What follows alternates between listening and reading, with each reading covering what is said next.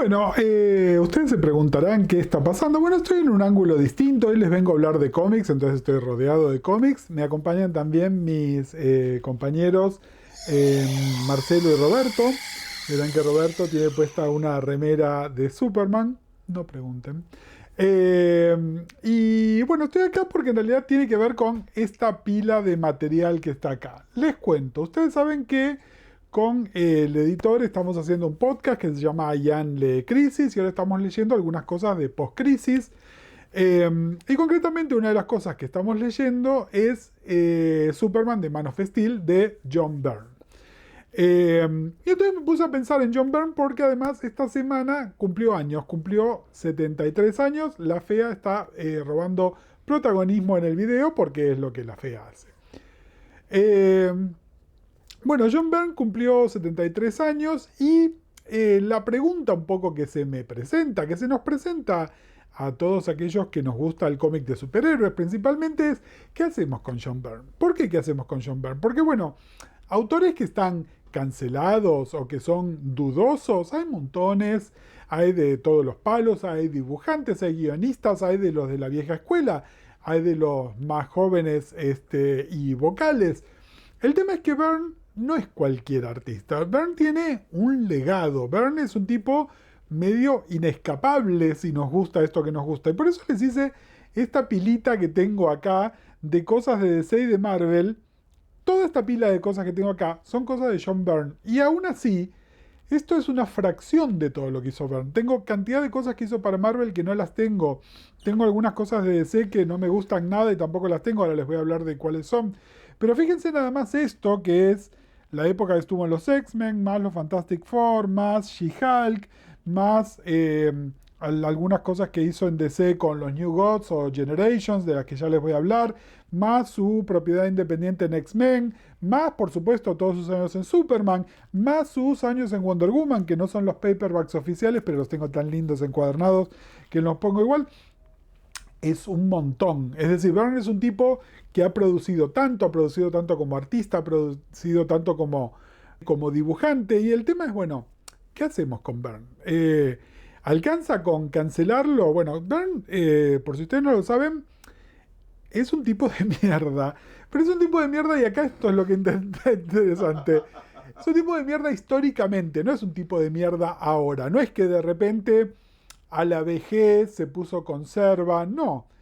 Él fue conserva toda la vida, ahora vamos a elegir algunas cosas destacadas, horribles que dijo en su vida, pero también, yendo a principios de los 80, es un tipo que en la lucha entre Marvel versus Kirby, se puso del lado de Marvel. Como él decía, él es un company man.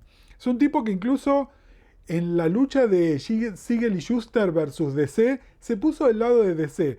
Tienen ese tipo de persona moralmente horrible y además es un tipo que nunca nos engañó desde que era un tipo relativamente joven, es decir, tenía 30 y pocos años, ya se definía como un tipo que políticamente era conservador. No es lo que hoy llamaríamos la derecha, un conserva, un facho incluso. Y a lo largo de los años no la mejoró. Ha dicho cosas horribles sobre los inmigrantes, siendo que él es un inmigrante. Miren, la historia de Byrne es muy interesante. Byrne nació en Inglaterra y vivió hasta los 8 años en Inglaterra. Luego se mudó a Canadá. En Canadá no solo creció y se educó como inmigrante, sino que además empezó su carrera y luego se mudó a los Estados Unidos y finalmente se naturalizó ciudadano de los Estados Unidos. Él lo que dice es que los inmigrantes que se aferran mucho a su pasado o a sus costumbres son unos desagradecidos con los países que los recibieron, ¿no? Byrne, un tipo que de nuevo vivió 8 años en Inglaterra, se la pasa hablando de Inglaterra, que viviendo en los Estados Unidos hizo un cómic que es Alpha Flight, que es sobre superhéroes canadienses. Es decir, ni él se la cree, pero en realidad su comentario para él, los inmigrantes, no es alguien que va de Inglaterra a Canadá y de Canadá a los Estados Unidos, sino cualquier persona que no se ve como él, que es un gordito colorado, básicamente. Bueno, Y como para rematarla, ¿no? Antes de desaparecer de los espacios públicos, cosa que hizo en el año 2015, no sabemos si para cuidarse o porque simplemente es un ermitaño de mierda, pero lo último que dijo es que primero dijo, no entiendo a las personas trans, y después básicamente lo que dijo es, son unos perversos y pedófilos. Encantador, ¿no? Y además fíjense, en el 2015, es decir, esos discursos horribles de la derecha los estamos escuchando hoy en el 2023. Bueno, el precursor, hace 8 años ya era una persona horrible hacia las personas trans también. Pero bueno, por otro lado, nos ha dado un montón. ¿Qué hacemos con lo que nos dio? Byrne, que indiferentemente acá lo llamamos Virne también, ¿no? El amigo Virne, así lo llamamos en los medios comiqueros desde hace más de 30 años, empezó a laburar en Marvel a fines de los 70.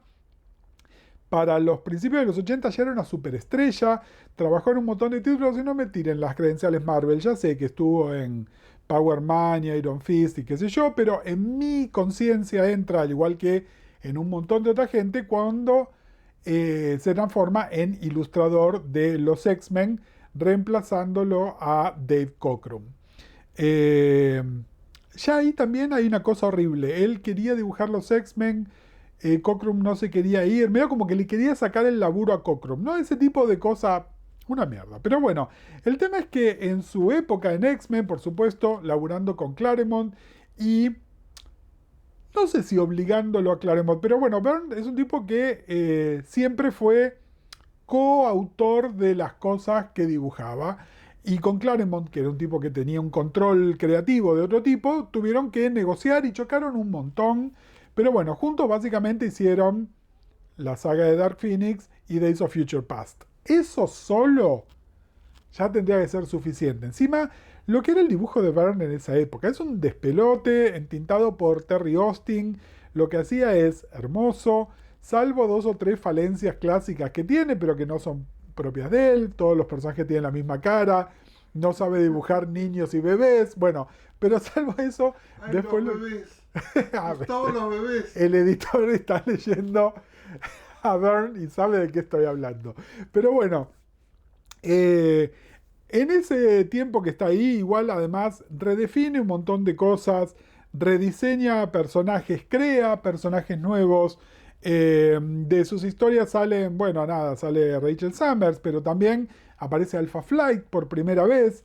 Ahora vamos un toquecito más a hablar de Alpha Flight. Es decir, sus contribuciones son tantas y tan maravillosas y nada, es como, bueno, con eso solo ya tendría que estar. De todas maneras, Byrne de ahí se va a hacer Fantastic Four. Acá tengo 2 ómnibus de Fantastic Four porque estuvo un montón de años en Fantastic Four. Años, años con una continuidad envidiable. ¿Por qué? Porque Byrne además, por eso produce tanto. Porque es un tipo que dibujaba y sigue dibujando rápido. Obviamente con algunos saltos en la calidad de su arte, y también están los momentos donde tenía entintadores y donde se entintó él solo y donde estaba simplemente dibujando o escribiendo y dibujando. Bueno, estas cosas le tomaban distinto tiempo, pero Fantastic Four está años y años con una continuidad increíble. Primero dibujando nada más, inmediatamente se hace cargo de los guiones. En su run pasó de todo, es decir, su run se considera como segundo nada más al de Lee Kirby, ¿no? Al clásico. Y de hecho mucha gente considera que él lo que dice medio es como un grandes éxitos de los Fantastic Four, ¿no? Como que recontó todas las historias que ella habían contado Lee Kirby. Sí, pero lo hace con una sensibilidad para los años 80.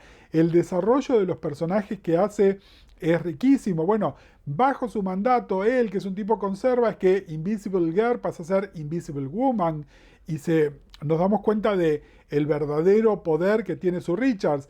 Bajo sus años y a causa de Secret Wars, durante un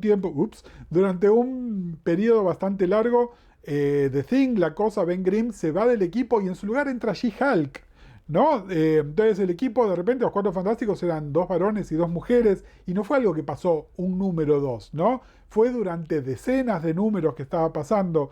Nada, si nunca leyeron Fantastic Four, lo de Lee Kirby es increíble, pero para las sensibilidades modernas por ahí medio difícil de leer. Bueno, lean lo de Byrne, que es increíble. Y si ya les gustaba, bueno, probablemente conocen este run, porque es un gran momento. Y ahí es donde él también agarra este amor por She-Hulk y hace estos primeros números de la serie de Sensational She-Hulk, donde lo que hace es tomar al personaje como un personaje de comedia. Byrne empieza a hacer comedia y era gracioso, y no era comedia conserva. Y entiendo que hay algunos comentarios sobre cómo se objetivizaba la figura de She-Hulk, pero también había un comentario sobre cómo los fans veían a la figura de She-Hulk, es decir, no estoy diciendo que sea inocente, pero tampoco es tan culpable. Y los primeros 8 números de esa serie son para llorar de la risa, pero literalmente mucho de la serie de She-Hulk que ustedes vieron, sí, un montón tiene que ver con cosas que hizo Dan Slott y otros creadores después, pero mucho tiene que ver con Byrne. Esto de She-Hulk rompiendo la cuarta pared, esto no les digo que Byrne inventó romper la cuarta pared, pero sí un montón de cosas que después vemos, no sé, en Deadpool, por ejemplo, las empezó a hacer Byrne en She-Hulk. Después, bueno, nada, un tipo difícil de trabajar todo el tiempo, problemas con editores, si tal editor o editora me sigue editando, yo me voy de la revista. Bueno, se fue un montón de tiempo, unos años después volvió, cuando volvió ya no era tan gracioso, pero igual era fantástico lo que estaba haciendo. Nada, una cosa increíble.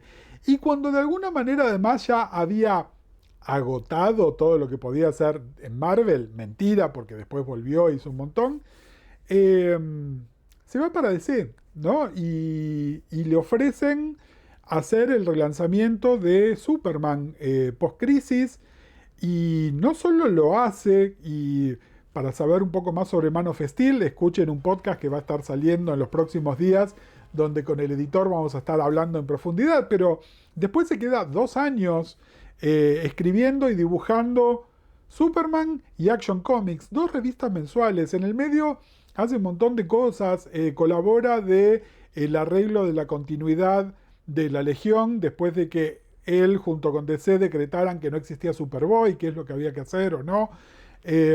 Hace... ¿Estuvo atrás de Superboy? Claro. Hace el primer intento de regreso de Supergirl, ¿no? Que después tendría largas consecuencias. Eh, Nada, es una gran introducción al personaje. El público argentino le tiene muchísimo cariño a Man of Steel y todo lo que siguió, porque acá lo editó Perfil. Son grandes historias, son grandes cómics de otra época, son grandes cómics de los 80, pero todo lo que vino después, ¿no? Los momentos de Jürgens, de Ordway, de Kessel, de Grumet, de Stern, de Bogdanove, más la muerte de Superman. Bueno, todo eso tiene sus cimientos en esto, y de hecho es la continuidad oficial de Superman por casi 20 años también, ¿no? Y de nuevo, no la hizo él solo, ahí había un equipo editorial, había otras decisiones, pero lo que hizo él fue importantísimo, y es interesante porque de alguna manera lo que decían es que Byrne venía a marvelizar a DC, y finalmente terminó siendo más DC que DC mismo, ¿no? Es decir, no sé cuánto salió eso efectivamente, y se queda en DC un montón de tiempo. Hace Legends, que lo tengo por acá, que puede gustarles más o menos, pero es un momento súper importante. En Legends es dibujante, trabajando con Len Wein y John Ostrander. Eh, y además, en esta época donde todavía estaba fresco, donde todavía tenía criterio, por decirlo de alguna manera, empieza a hacer algunos experimentos, que algunos funcionan y otros no tanto. Fue de los primeros, pero de los primerísimos, que empezó a trabajar en digital, con una Macintosh, pero de las viejas, ¿no? La Macintosh, la SE, la cajita de zapatos, y dibujando, calculo que inicialmente con un mouse y después teniendo lo que sería una primitiva Wacom. Fue de los primeros que empezó a dibujar en digital y a publicar lo que dibujaba en digital, y entonces ahí de repente empieza a dejar de tener entintadores porque él hace el trabajo final, empieza a letrear su propio trabajo en digital cuando todavía había un montón de rotuladores que seguían trabajando a mano. Esto fue polémico, una de las 1000 cosas polémicas que hace Byrne. De este momento yo les quiero rescatar muy especialmente la miniserie de OMAC. Esta miniserie, miren, hoy antes de grabar fui a fijarme de cuándo es del año 91. Está ilustrada completamente en digital. Es mágico lo que está haciendo. Año 91, es decir, hoy todos los artistas hacen esto. En el año 91 no había tecnología para hacerlo. Y el tipo lo hace y su dibujo se ve profesional y está publicado en esta miniserie que en su momento era carísima. Es también, por supuesto, sobre una propiedad de Kirby. Él ha maltratado a Kirby en los negocios, pero se ha beneficiado de las creaciones de Kirby toda su vida. Los Fantastic Four, los X-Men, todo lo que hizo, sus personajes favoritos en DC son los New Gods o Mac. Nada, Kirby, Kirby, Kirby, Kirby. Y está súper influenciado por Kirby, ¿no? Y no es un secreto, él habla, ¿no?, de cómo lo influenció Kirby, de cómo lo influenció Neil Adams y tantos otros artistas. Igual es uno de esos artistas inmediatamente reconocibles. Es imposible ver un dibujo de John Byrne y no darse cuenta que es un dibujo de Byrne.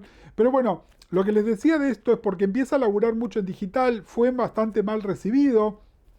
Y en DC le empiezan a dar un montón de proyectitos así como esto, ¿no? Lo de OMAC. Acá tengo Gauntlet's Tale, que es una historia de Green Lantern que hizo. Y le dan para hacer una historia que era una historia de Superman y Batman que se llamaba Generations. Que básicamente era como una historia contada en tiempo real de Superman y Batman si ellos hubiesen aparecido por primera vez en sus años de aparición, ¿no? En el año 38 y el año 39, y hubiesen ido envejeciendo en tiempo real y hubiesen tenido relaciones, no entre ellos, con otras personas, y hubiesen tenido hijos y qué hubiese pasado, ¿no? Y la historia original se contaba cada 10 años.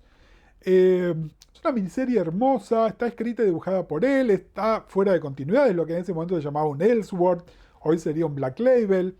Es divertida, tiene una comprensión de los personajes, se va por fuera, por supuesto, de la continuidad, presentando personajes nuevos. Gustó tanto que después se hizo una segunda vuelta que contaba qué pasaba en los intersticios entre esos 10 años que no vimos, y después hizo una secuela más, y todo eso está coleccionado en un ómnibus, porque terminó haciendo una serie de miniseries. Nada, a mí me da un placer enorme leer eso, me parece divertido, me parecen buenos cómics de superhéroes. A ver, esto es lo que me pasa con Byrne.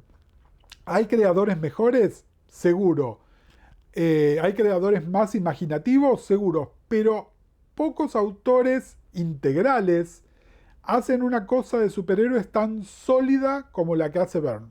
No, es eso lo que me pasa. Bueno, en el medio se manda más chanchadas, vuelve a X-Men como guionista cuando se va a Claremont, cuando los dibujantes habían tomado el control, solamente como para hacerle un pito catalán a Claremont. No son esas cosas de mal tipo, pero bueno, el resto de su carrera igual sigue estando muy, muy anclada en DC. También hace algunas cosas independientes, hace Next-Men. Next-Men es una historia, nada, se la súper recomiendo. Inicialmente parecía muy basada en los X-Men y de hecho tiene mucho de X-Men hasta en el nombre, pero de repente a Byrne trabajando en algo que era de su autoría y para Dark Horse, que apuntaba a un público más adulto, es una cosa que es un poco más adulta, pero que no es el dark and gritty que estaban haciendo los creadores de Image, por ejemplo. Más adulta, tiene un poquito de sexo, tiene un poquitito de trauma psicológico, es decir, no es simplemente violento o simplemente explotativo, sino que explora temas que probablemente X-Men siempre tuvieron que tratar a través de alguna cosa más metafórica. Bueno, acá se le da la oportunidad a Byrne de ser explícito. A nivel dibujo yo tengo la versión en blanco y negro, después salieron versiones en colores, pero originalmente estaba en blanco y negro y tiene una cosa parecida al estilo de OMAC, que entiendo que a mucha gente no le gusta, a mí me parece re interesante, me parece una exploración que está buenísima. Y en el año 95 pasa algo súper interesante, que es que le dan para hacer Wonder Woman. Y a ver, es un run súper polémico de Wonder Woman porque tomó decisiones. No. No, más que nada, el editor dice, oh, a ver, en realidad lo que hace es corregir, si se quiere, algunas de las cosas que habían implementado Pérez y el equipo editorial en su momento. Y entonces él lo que hace es volver a poner a una Wonder Woman en la Segunda Guerra, y resulta que esa Wonder Woman es Hipólita. Trata de explicar el origen de Donna Troy, una vez más. A mí no me disgusta el origen que le da él a Donna. pero bueno, pónganle.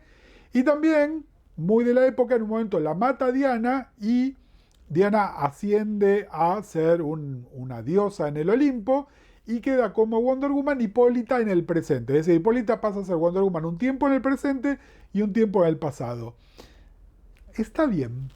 ¿Qué sé yo? Es decir, entiendo, no es el run de Pérez, no es el run de Jiménez, que después le sigue a él. Pero no está mal. No es lo de Nubia. ¿Eh? No es lo de Nubia. No, me pregunta acá Ian si tiene algo que ver con lo de Nubia. No, nada que ver con lo de Nubia. Y a ver,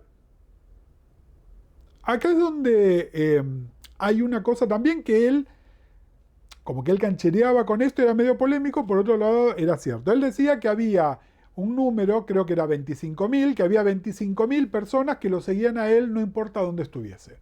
Es decir, él agarraba un título que vendía más o menos y llegaba a ese título y ese título pasaba a vender bien porque la cifra de venta subía en 25.000. Y si ya vendía bien, era 25.000 mejor. Bueno, con Wonder Woman pasó. Él se hizo cargo de Wonder Woman y un montón de gente que había dejado Wonder Woman en el run anterior volvieron a leerla. Qué sé yo, esas cosas están buenas. Y siendo un tipo tan conserva, no es tan mal lo que hace en Wonder Woman y con las Amazonas y con Hipólita. Es decir, miren que la oportunidad de cagarla era enorme y sin embargo él no la caga. La hace bastante bien. Más o menos un poco antes empieza a hacer una serie de Orión que después se transforma en una de los New Gods, o al revés, una de New Gods que pasa a ser una de Orión. Relacionada con eso, esa serie, la de los New Gods está buena, tengo acá el Omni también. Basado en eso, hace una mini evento que se llama Génesis, que es un asco.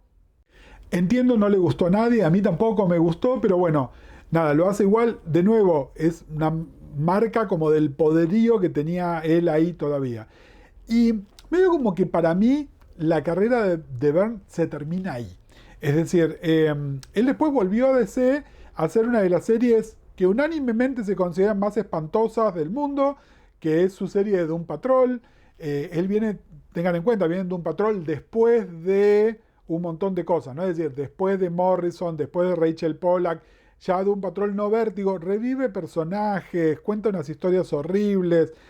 Se saca el gusto, pónganle, de hacer lo que él siempre dijo que era uno de sus títulos favoritos, pero la recaga. Hace varias miniseries en Marvel, siempre mal recibidas. Agarra una cosa de hacer cosas de Hidden Years. Hizo una de Spider-Man de Hidden Years, hizo una de X-Men de Hidden Years. Y empieza a reaccionar muy mal cuando le hacen notar que lo que está haciendo ya no es tan bueno como antes.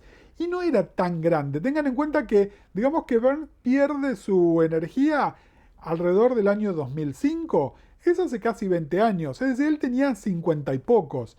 Entiendo que la industria del cómic es súper edadista, pero no es que lo hicieron a un lado por viejo, simplemente, sino porque su producto empezó a ser inferior. Pero nada quita que hizo todo esto. Y un montón de cosas más. ¿Se puede separar al hombre de su arte? Y qué sé yo, no sé. Creo que su arte, de todas maneras, pónganle que es Nextmen nada más, y alguna otra propiedad que él hace que es Creator Owned, es decir, de la cual él es el dueño.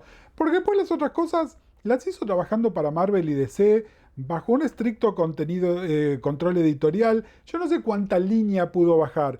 Entiendo lo que se puede decir, por ejemplo, de su representación de las mujeres en She-Hulk, por ejemplo. Pero eso también lo hacía supervisado por un equipo editorial, es decir, no era él nada más. Otro creador, y de hecho los creadores que lo siguieron a él, hicieron lo mismo también. Entonces ahí no es tanto Byrne como el equipo editorial. Y eso por ahí aplica todo. Y entonces, bueno, hay mil preguntas para hacerse.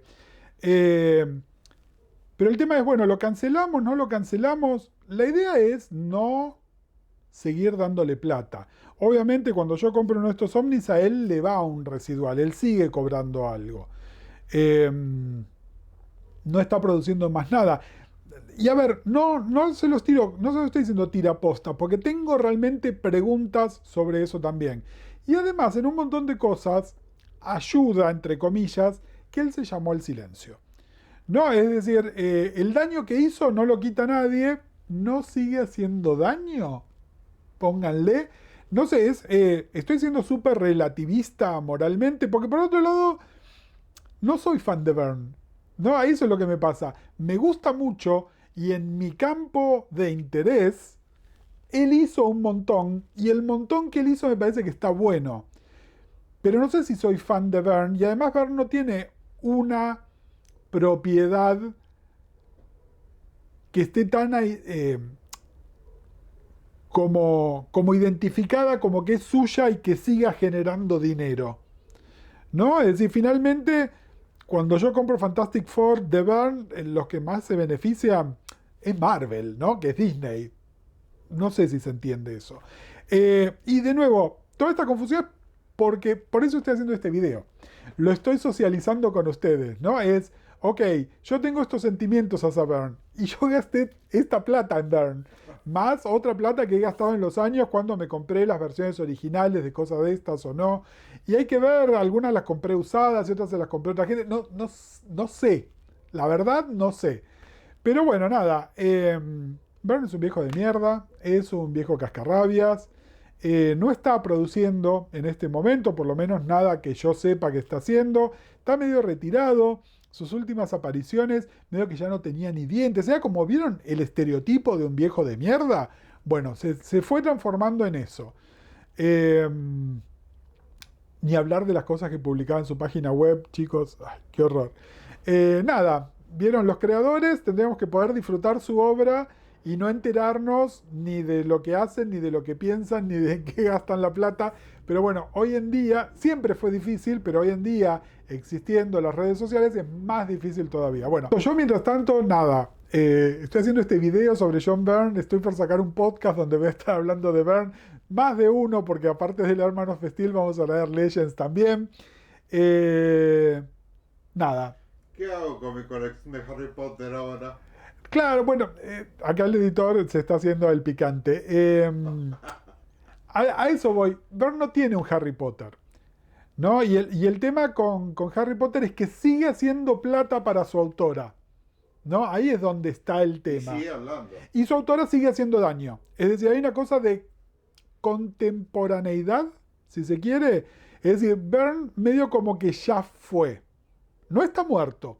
Porque cuando un artista se muere, creo que es un ya fue más grande todavía. No es tipo, bueno, este tipo era una mierda, pero está muerto. Porque si no, no podemos apreciar nada de el arte del siglo XIX y antes. Bueno, eran todos tipos de mierda, ¿no? Eran todos que fajaban a las mujeres y cagaron económicamente a sus socios. Y sin embargo, sí, los ponemos, los criticamos, tenemos una mirada crítica, pero no sé si los cancelamos de la misma manera. Bueno, Byrne está casi muerto, qué sé yo, no sé. La autora de Harry Potter no, sigue lucrando y sigue haciendo daño. Y entonces ahí es otra conversación, pero este no es un video sobre Harry Potter, es un video sobre el querido amigo Virne, sobre su obra, sobre que tengo un montón de libros de Virne y que como el 90% de esto lo disfruto un montón y qué bachache. How to solve a problem like a business. Bye.